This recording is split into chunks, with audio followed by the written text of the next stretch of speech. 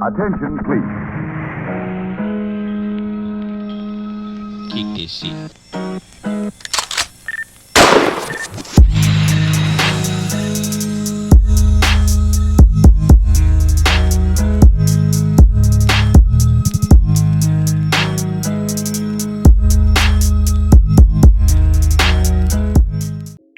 Salut les complotards, moi c'est Papa. Et donc tout d'abord je voudrais m'excuser si des fois je disparais ou je réapparais.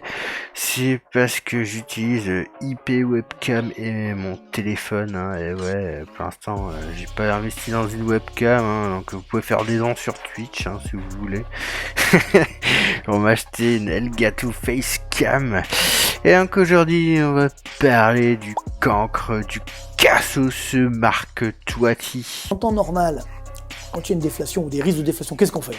On relance la machine, on fait une relance budgétaire, on fait la planche à billets. Sauf que là, on l'a déjà fait, et à l'excès. Et donc, comme on peut le voir, comme les autres, c'est un pro de la planche à billets. Donc, on verra ici, quelque part là, il y a une petite vignette qui vous mettra sur la vidéo que j'ai faite sur Charles Gave où je parle un petit peu de la planche à billets. Bien sûr, on rentrera dans le détail dans d'autres vidéos sur exactement comment ça marche, mais la planche à billets ça n'existe pas, déjà parce que vous avez un marché de la création monétaire offshore qui s'appelle le marché de l'euro-dollar, et ça existe aussi pour l'euro, ça s'appelle l'euro-euro. Vous avez aussi l'euro-rouble, l'euro-yen, c'est les euro-monnaies, ça n'a rien à voir avec les euros, c'est simplement que comme ça a été inventé en Europe, et ben c'est pour ça qu'on met le préfixe euro.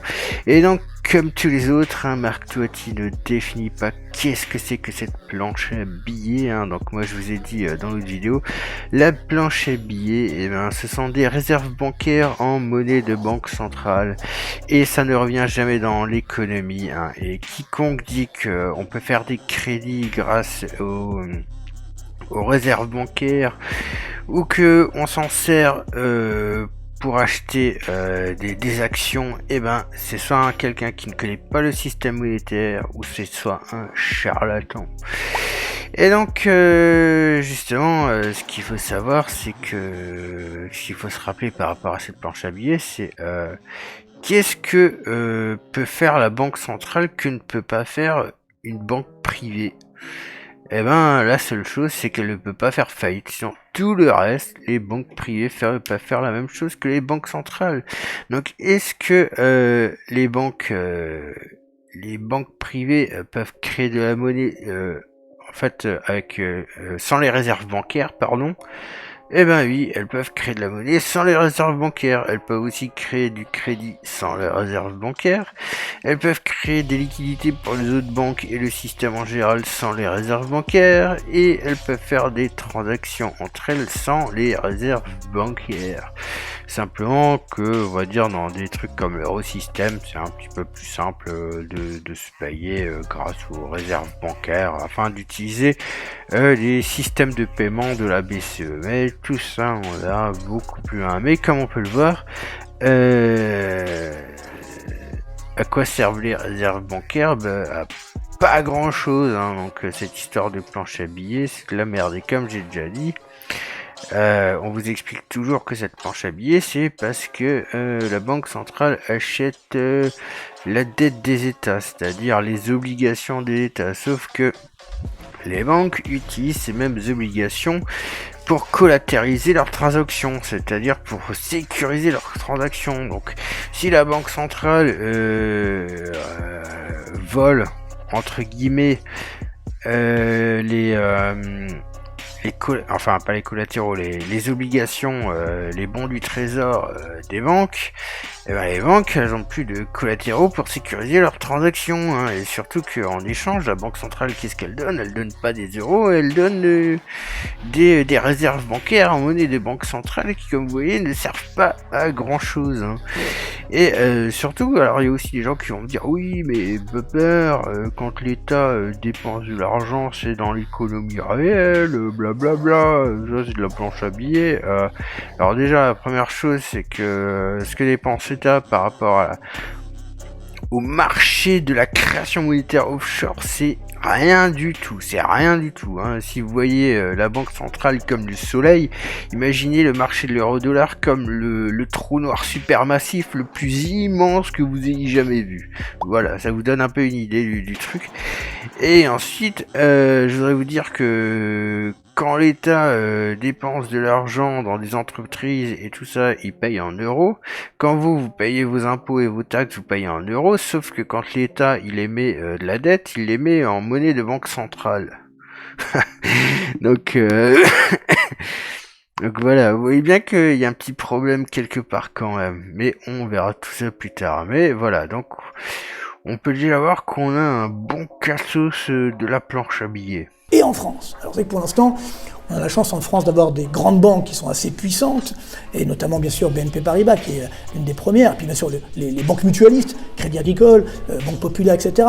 Où là, finalement, c'est assez protégé. Hein, il n'y a pas trop de risques. Bon, on peut l'espérer, il n'y a pas eu trop de risques inconsidérés qui ont été pris. Par contre, il y a d'autres banques, là on a moins de visibilité. Alors on va bien sûr, on va pas dénigrer, hein, mais c'est vrai que Société Générale, bon, pour l'instant ça résiste, mais on ne sait pas ce qui peut se passer demain.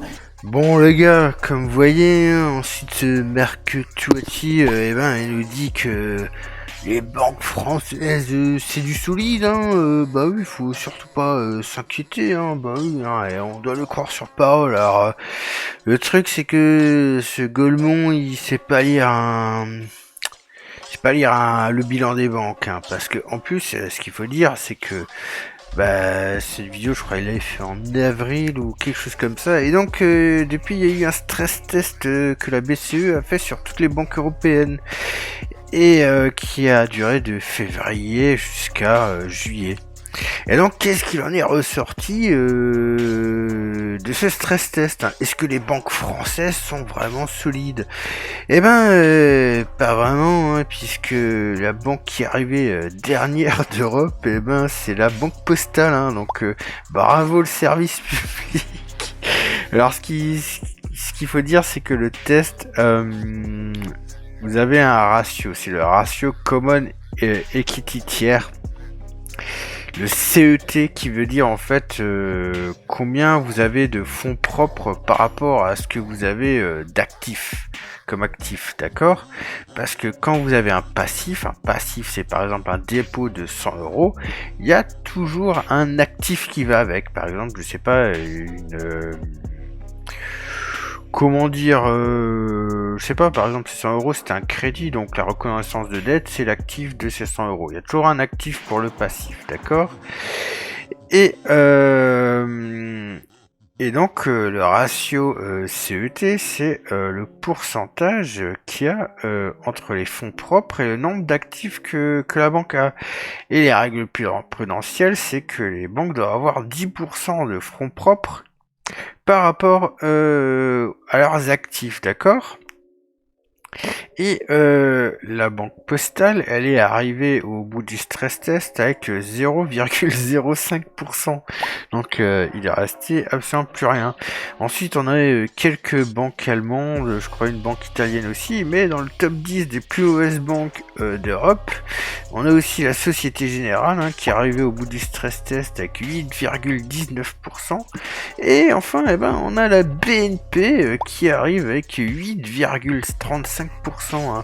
Donc tous ceux qui vous disent oui, la BNP c'est la moins pire de toutes les banques, comme par exemple Pierre Jovanovic, tous ces gens-là ils savent pas de quoi ils parlent. Et justement, vous pouvez déjà vous dire oui, mais bon, elles sont pas trop loin des règles prudentielles ces banques. Oui, mais en fait.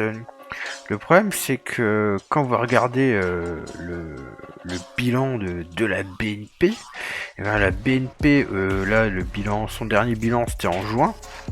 Elle a 2671 milliards d'actifs pour 95 milliards de fonds propres en CET, ce qui fait un ratio de 28 au lieu d'un ratio de 10, puisque 10% de fonds propres par rapport à 100% d'actifs, ça fait x10. Donc là, ça veut dire que la BNP est endettée de 28 fois ce qu'elle a comme actif. Vous comprenez, elle a 28 fois la dette de ce qu'elle a en fonds propres.